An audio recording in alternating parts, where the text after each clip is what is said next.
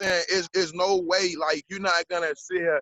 That's just like the reasons why we started doing the things we was doing in the beginning. Like, we started doing these things to get ahead. Like, you know, even from all the negative things that we started to do, we didn't just want to go out here and sell drugs and all that. We wanted to get ahead. We at home, we seeing our mothers hungry, cry, this and that. We was trained. This is how we was trained coming from where we come from. But I believe that cycle being broke because it's just like the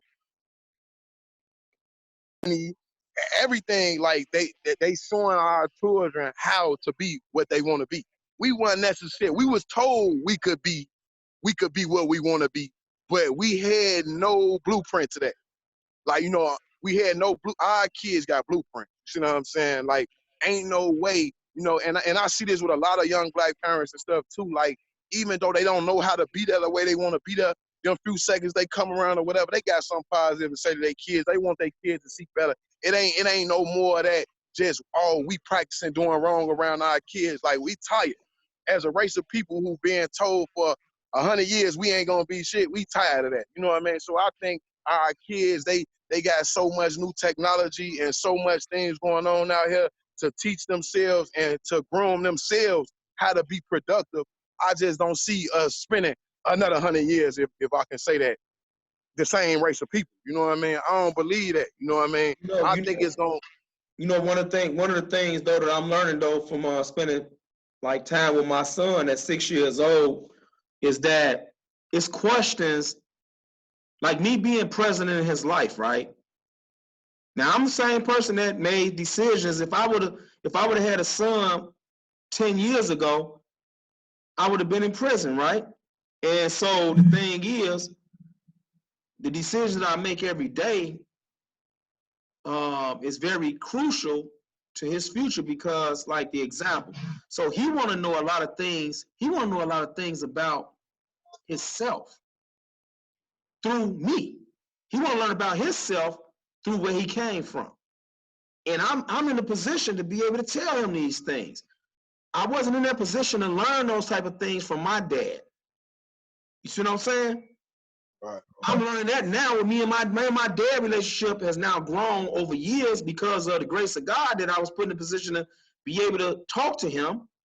And now I'm asking him questions about him and my life through now I'm 42 years old. So my thing is, how do you feel the importance and value of us being in a position to still be alive and to be able to let our kids know? Put it like this. Yesterday I looked up my name, right? And my name, Caprice, right, is, it means sudden impulse, sudden change, right? Or sudden change. And so my son, when I looked it up, my son said, Daddy, why does the definition say, and he's 6 and he can read, right? He say, why is it, and I was 6 and I used to read when I was 6. But I ain't had no time to ask my daddy these intimate questions, right? And so he said, why do it say our name is a girl name? He said, is Caprice a girl name? And you know what I told him? I say, yeah, you know, originally it was a predominant girl name, but now it's not just for girls. And he looked at me and I said, well, because my name is Caprice and your name is Caprice and we not girls. And Right. so even if you know, if it changed because of us, it's changed now. So it's not just for girls. So, but look at that. Now my son has something that I never had. I had to learn about my name in prison. Now you know how important that is, how that important it is, how that'll make you feel as a son and a father to have that. Now you go back 20 years from now, you know how many people that never had that and got answers to this day, 30-some years, you know what I mean? They can't go back and have them conversations. So it's like you just leave a person there like with a void. But like, that's what I mean by the exposure though. Like now you able to go around and meet positive people. like you wasn't able to do that. The most positive person you're gonna meet when I was growing up was somebody telling you, hey, go to school. They ain't gonna allow me to game bang. They ain't gonna allow me to do so much stuff. But it's like when it comes down to an intimate one-on-one, who you gonna have that with? We been trained that that's gay. We can't even do that. So it's like if you don't have a father figure, how could you search out here and need for one? It everybody, like the things we've been through, it's messed up. It's like nobody could compare to going through 10, 20 years or something and having all these answers and the man that you want to be there to say it ain't nowhere around. You know what I mean? So what we do, we live our lives like with no teachers and none of that. So we don't know how important it is to even have somebody to teach. So we don't even be there to teach our kids. You know what I'm saying? And like your boy, just like he probably felt passionate about that, want to know where his name came from. If you weren't there to tell him that, he could have took that as like something wrong. You know what I mean? You was there to be able to tell him like where y'all name come from and do that and like still look your boy in the eye and all that. That's gonna change his whole life if you wasn't there to do that. You know what I mean? Ain't no replacing that. You know what I mean? Ain't his whole life would be different. You know what I mean? And that's our lives. Our whole lives are different. Only thing that's good about that, and you able to break the cycle, is that you and your father still here. So now you can take what you learned and you can have conversations about him and get the real. And now y'all can teach each other. And to me, that's like what father-son parenthood is all about. If you don't get that, it's like you're gonna have a rough life because everybody needs somebody to fill them void. And like us growing up as black men, like we automatically put walls up. So it's like we're not what's the word I'm looking for? Try to get away from those relationships. You know what I'm saying? Like for instance, me and you, I can say like that for example, like how I said when I first met you, like coming where I come from, my daddy dead. Like what you gonna tell me? You see what I'm saying? Like if I didn't have that passion and if I ain't know what to do now, like to be able to expose that about myself, like man, I need a father right now. You see what I'm saying? Like I'm a grown man, 30-some years old, and it's like my life will be totally, every day I go by, it get worse and worse. I miss my daddy because it's like so much now that I could say to him. You know what I mean? It ain't about just like, oh, I need a father. It's like, I'm ready now. You know what I mean? The journey will begin now. We can sit down and be men together. You know what I mean? I can teach you how to be a better grandfather. You can teach me how to be a father because we both entering new levels of life. You know what I mean? Like if that makes sense. Like he not here. And that shit tear me up. You know what I mean? Because it's so much I want him to see me be me. Like he was man enough to stay around. You know what I mean? He ain't teach me a whole lot, but he was there. And now I want him to see what that did. Because if he wasn't there, I wouldn't never had a drive that I got. Because I wouldn't never had nobody there. He was took away from, he passed away. Like he ain't never left me on his own. So that create my drive that I didn't even know I had. You know what I mean? Everything come from something. So now I got to drive about myself, and I'm willing, and I want to be something different. I want to learn. I want to be a better father. Now I won't even have the conscience to that if I ain't have my father.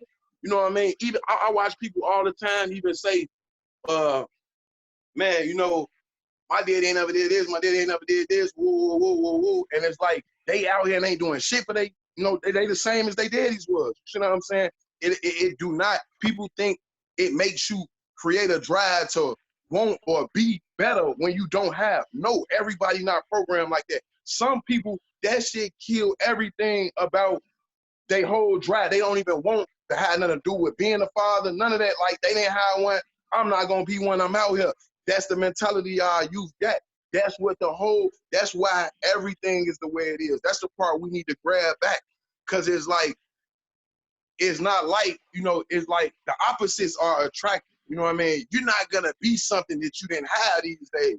It's like you're gonna go to the easiest way to clear your mind so you don't have to have this same like pain. You know what I mean? If that's the right word I'm trying to use. Like me being a father, knowing I didn't have my father, if I was still 21, that hurt. Because not every time my son laughing with me or I get, we having a moment, you know what? I'm thinking about that moment I didn't have with my dad. I can't even give my son my whole everything because that moment I'm looking for with mine ain't there. So now I'm grieving at the same time I'm trying to nurture. And that sometimes it don't work like that for everybody. You know what I mean? I know you can relate to what I'm saying a little bit because you done told me stories about you and your pop. So I know how to understand. Like I can't have a good moment without my kids, without flashbacking at who I miss. So we still dealing with a whole lot in our lives, like just coming from where we come from. And it's important to be able to have somebody right there with you to be able to talk about those things. Because if you don't get it, you know what I mean, you're gonna lack of something when it comes down to you being that person in somebody else's life. And that's what I'm growing to learn myself. I thought I had it all figured out. He's like, you know what I mean? I'm dealing with so much pain on the inside. That's why I speak so much, because it's like it's stuff study turning in there. Like it's there. I need, it's so many thoughts in there that need to be, you know what I mean? What's the word I'm looking for? I don't want to say diagnosed, but need to be catered to. Like and me growing up, I was so embarrassed to ever talk to anybody about anything that I was going through in life. I thought shit, compared to what I'm seeing, what I'm going through ain't nothing. You know what I mean? But like everybody need therapy. Everybody. Ain't nobody coming from anywhere where there was a problem that don't need therapy. You know what I mean? Like it's hard. You feel what I'm saying? It's hard out here. And it's just like, I just appreciate people like you. Like the moral of my story always be, because if we ain't had nobody fighting for our community, reaching for us to give us no type of outlook on what we came from, it's gonna be messed up. And more importantly, we need people to let the people who ain't been through that understand what we really going through. Like we got problems and we need help. You know what I mean? And that's the weakest thing I thought I could ever say as a black man, but I learned to find out that was the most strongest thing I could ever said. I need help. You know what I mean? Without you, my family is gonna be gone. You know what I mean? My freedom gonna be gone. And when I say by you, that's having somebody positive there, fighting for it. If we ain't got that, like we lose. It's really important that society know that. You feel what I'm saying? Because they've been a part of the problem for a long time, Caprice. Like a lot of people like who wanted to help, who said they was gonna help, they was a part of the problem. You know what I mean? But now, like I never seen so much light being shed on Black mental illness. You know what I mean? I never seen this in 30-some years, and it's very important because I know I'm one of the ones I need help. I love my family, you feel what I'm saying? I want to be the best man I could possibly be, but I can't do it by myself. One of the things that I had discovered recently, I used to tap into it, but I really didn't understand it, but I've been doing a lot of research on it lately. It's been, so say for instance, so I ask you this question. So what age was you when you said you was a grown man? When you said you was a grown man, and you said like you was. Like you said 15. 15. Okay. So now look, just hold that thought. 15 years old, and I'm gonna point this out. You was a kid. Now I'm gonna tell you now, because I suffered from this for a long time. I was 12 when I said I was a grown man. I was a kid. But do you know how long it took for me to accept that reality that I really was a kid? I was not a grown man. Probably when you was really grown. Exactly. I mean, because I wanted to still make an excuse and justify my actions. Because I didn't want nobody to think that I was inferior, that I was incapable, that I was less than. And so, but what I did was, and what you did, we both did. I was 12, you was 15. Because by the time I was 15, I was still operating like I was 12. You see what I'm saying? Because although on the outside, I'm trying to do things like a grown man, but on the inside, I was still a scared little kid, man. Early adversity. And so, because at 15, I went to the Cook County Jail. I went to Cook County Jail at 15, man, like a complete idiot. But I thought it was cool until I went in there. This is like 93.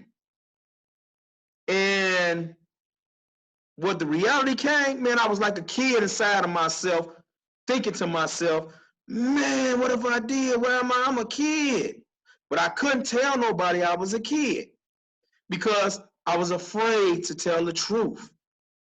I lived a lot of lies for a long time. It's a lie about my age, man. Till I was 30, like I was 31, I was 31 years old or 30, something like that. I was 30 or 31 years old when I was confronted with having to tell the truth about my age to somebody that didn't know that I was lying about my age. I was so accustomed to that. My brain had developed on being stuck in that area, man, stuck in a lie. Because I told one of my friends in prison, which was my cellmate, became a best friend of mine. I told him I was 32 and I probably was 30 because I've been telling people I was 2 years older all my life, right? Since I was 12. And it dawned on me, man, I was hit with something. Like a thought process. And I'm gonna tell you, that was a dangerous, scary moment for me, man. Because I was like, I told him I'm this age, but I told him also I want to be his friend. I really want to be his friend. And he's been showing me nothing but friendship. This was an older guy that was my friend. He was white, a white man. He was 50-some years old. And so every day that I would live in that cell with him, accepting and making excuses for telling him that lie, like I told everybody else, but it meant something different to me to tell it to him because I wanted to try to like grow up and be a man. You know, I had to go to that man and tell that man my true age, man, and I had to explain everything to him. So here it is. That's a crucial moment for if our brains had not developed the right way, the natural way, the right process, then our brains has been damaged, man. It's like our growth has been stunted for maturity. And so I started had to discover certain things in other areas that my brain was stuck on stupid in. And one of them was this. And this was one of the greatest tools that I ever, one of the greatest tools that I have now in my toolkit was to embrace my emotions as a man. Because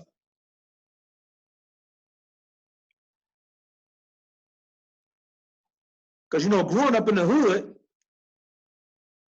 we told to not never cry.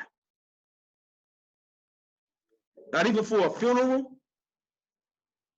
Even your grandmother died, your cousins died, whoever, you don't supposed to show no emotions.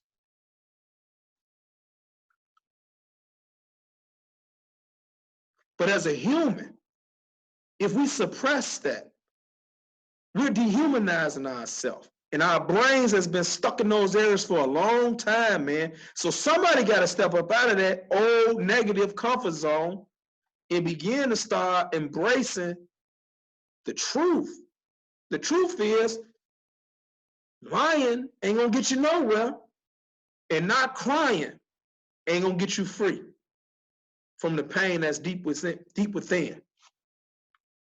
So those are the conversations that we need to be having, man. Those type of conversations we need to be having with our children, man, so that they can have it with their children's children.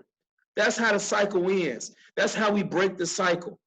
Somebody got to be the sacrifice. Somebody got to be the one that's going to be the derision. A derision is somebody that get laughed at. And the thing is,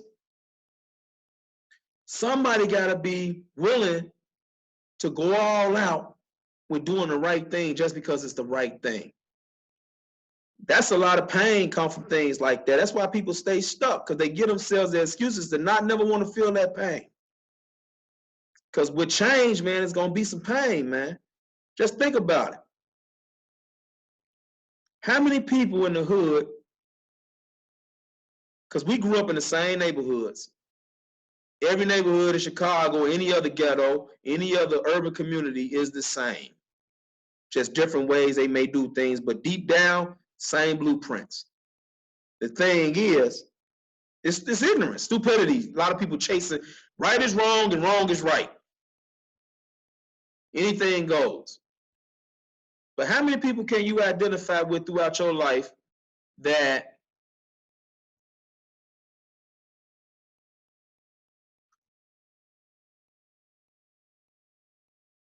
that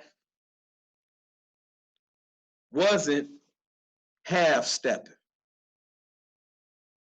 How many people you know that went all out with doing the right thing just because it's the right thing, ain't leaving no room for excuses? How many people? Give me a thought process. I mean, honestly, I can't honestly say that I know any. You know what I mean? I can't really say that I know any. You know what I mean? Like, yeah, I can't really say not growing up. You know what I mean? I have met people who putting they all into their passion and doing what they got to do right. I have met people down the way, but like not nobody that I grew up with or in my immediate circle that I seen. Like I ain't even seen nobody put all into the wrong they was doing. They even did that for messed up. So like I never really witnessed nobody put they everything into something. You know what I mean? I never really done it. I just I want to be the first to do it. You know what I mean? Like if I want to be the first to do it. That's a passion I got. I want to be it. That's why I came clean right there. That's why I said I ain't never really knew how to plan ahead like that because that's something I want to do. That's somewhere I want to be at and where I can just sit here and I know how to put my energy into my own success or whatever it is that I want to do. Like I want to learn how to put more into that. So that's why it's like it's hard for me not to talk a whole lot, but it's just like I want to do more listening because it's like it's things that I learned that I need to know. Cause like you say, that pain inside me, and I'm an emotional person too. Like I can't hide certain conversations without dropping a tip. Like that's just the way I am. I could be talking to my girl, I could be talking to you, I could be talking to a lot of people, but like you say, I don't like the crap because it's embarrassing. You know what I mean? That was never something that we was supposed to do as men, like cry, but it's like I'm no longer even embarrassed to cry, like because I feel free when I do it. You know what I mean? Like it's over. Like when after the tears is a relief. I don't even necessarily believe it's a bad thing no more because it's like it feels so good to be able to do that. Like it feels good to cry. Like you know what I mean? Like because if I didn't do that, what I'm gonna do? I'm gonna be angry. And I'm gonna put myself in a situation that more than likely I don't want to be in because anger don't really fix nothing without discipline behind the anger. So it's like I understand how you feel like with the emotion thing, and that's something we all do need to do. We need to cry more because it's like if we cry more, it's like that means we relieving some type of pain that probably was stuck there. Like you at another level or something. Like when you able to cry and keep it moving, it's a relieving feel. But When you mad. now look. What I've been learning, Jajuan. I've been learning though. A lot of people right nowadays they do cry, man, but they cry. They not doing it healthy. They crying when they drunk. Yeah, when they drunk. You know what I'm saying? They crying out, man, when they drunk and high, man. Yeah, yeah, I've been witnessing that forever. You know what I mean? But like, like when if I was to be drunk though, you know what I mean? Like I probably wouldn't cry.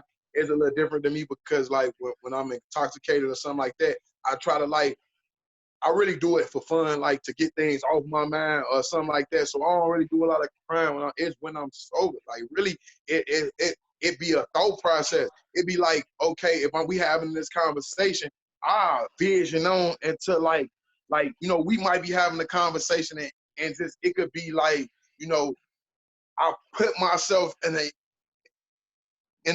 a situation that we not even in right now. But the way you talking to me, the way I'm talking, now I done visualize myself in something, or I done relieve some type, or I might have told you something that was hard for me to say. It might not even sounded like it to you, but like I've been trying to tell somebody this for so long, and I done surpassed it now, and I done vented to somebody. Now I done released a little emotion, and now I feel better about it. Like, so you know what I mean? I look at it like I don't cry when I'm drunk because people say a drunk man sober thoughts, but I think it's the opposite. I think when you sober minded, you should be able to express yourself better than any way else. Every emotion, you don't got nothing altering nothing. You know what I mean? So I'm more like that. I'm sober. You know what I mean? I do my best talking early in the morning. Give me a cup of coffee, I'm gone. Like I don't really need to be drunk or high, none of that. You know what I mean? Like I don't need not to express myself. I don't. You know what I mean?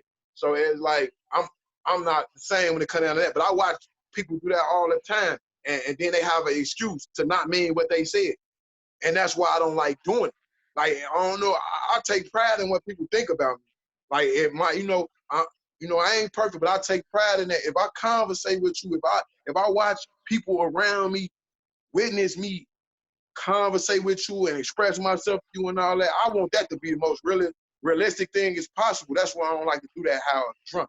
Like, when I get high or drunk or something, if I was to choose to do that, I'll be somewhere like probably sinning. You know what I mean? Like, I like you to be able to look at me in my eyes and understand it, because that's the only way you can help me.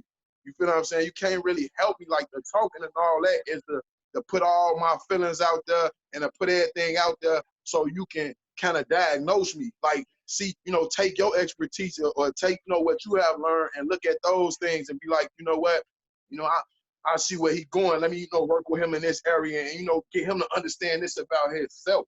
Like, that's more what I'm reaching out to be, and I believe I'll be a great person once I could get that figured out. Like, what's wrong with me? You know what I mean? Not, I want to help people so bad too, to the point where it's like I want to talk to people and do this, do that. But now, this time around, I'm more searching first. Somebody help me figure me out. You muted. Hello? Yeah, you push mute. I'll press mute. Yeah. I'm back on? Yeah. Yeah, and it's just like I need a lot of help, like, you know what I mean, with recognizing the things that I need to fix for myself, and then I could be a great person. You know what I mean? Like, I know how to be motivational. I know how to help people because I come from nothing, and I'm a genuine person, and I've been through things, and I don't watch other people go through things that I didn't want for them. I was always the type of person like, hey, you know what I mean? If I had just, materialistic, just saying, if I had a pair of Nikes and my best friend didn't have the Nikes, like, I wouldn't even want to wear mine. Like, I heard it for them. And I'm just saying that to say, like, I never like to see nobody down. You know what I mean? So when you're a person like that, you genuinely want to help.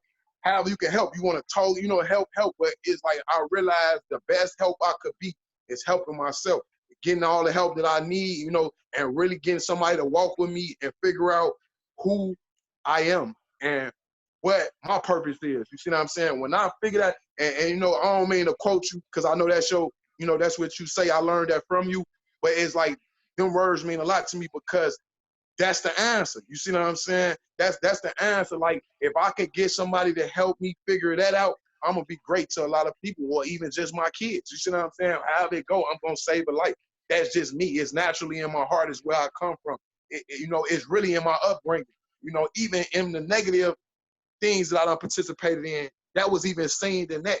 But I'm trying to leave all that behind me. I ain't trying to do none of that. But I'm just saying, like, I know I'm a genuine person. I just need help working on me. You know what I mean? I don't need help. I don't need to learn how to help people. I need help learning me so I'm able to help people, if that makes sense. You know what I mean? Yeah, like, make a lot of sense. And you know what? And tomorrow we're gonna be on Facebook Live, and we're gonna be having a group Real Talk, and we're gonna be discussing the topic of unresolved trauma, and how important it is to identify with it, and how do we begin to heal from it. And I'm gonna be talking to people that's from the same backgrounds as us, and I just want to know if you're ready for that for tomorrow. Oh yeah, I'm ready. Okay. I'm gonna speak from the heart, and like it don't take no pressure for me, Caprice. Like, I'm ready, because it's like, whatever, I'm ready. It's just from my heart. Like, I ain't got to prep for nothing. It's like, whatever conversation, I'm gonna speak the best way I can, and I'm pretty sure you're gonna help me with the rest. And like, I'm ready for anything I could participate in. Like, I ain't come out here like, to make excuses and stuff. I wanna participate. Like I said, if you was open, I've been down there. You know what I mean? Like, this video thing a little rough, like it's a little new to me. I'm a little camera shy, but